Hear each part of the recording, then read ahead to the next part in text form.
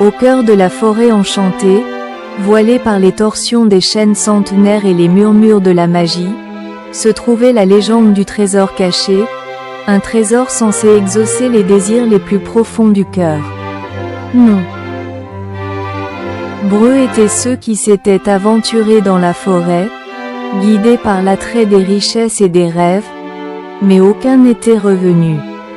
Parmi ceux enchantés par la légende se trouvait Émilie, une jeune fille pleine d'entrain d'un village voisin. Contrairement à d'autres influencés par la cupidité, Émilie était animée par le désir de guérir sa mère malade. Par une nuit de pleine lune, armée seulement de courage et de la vie, écarte de sa mère, elle s'avança sur la pointe des pieds au cœur de la forêt. Les arbres dansaient étrangement dans les vents fantomatiques, et d'étranges yeux l'observaient dans l'obscurité. Émilie poursuivait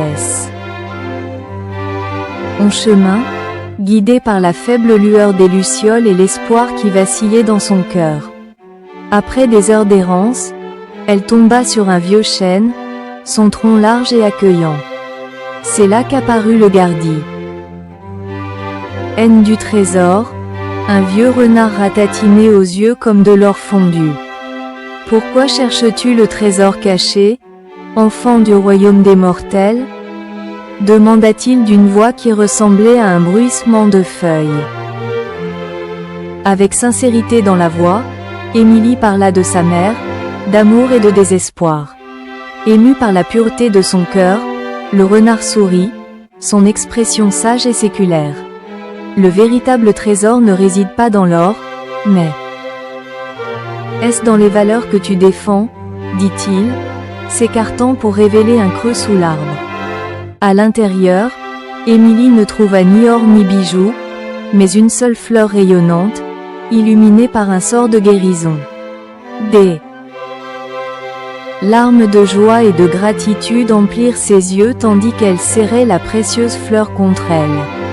À l'aube, Émilie retourna dans son village, la santé de sa mère restaurée par la fleur enchantée. La forêt,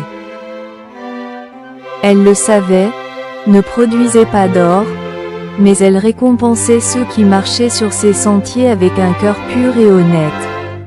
Si vous avez aimé l'histoire, abonnez-vous, partagez et likez la vidéo.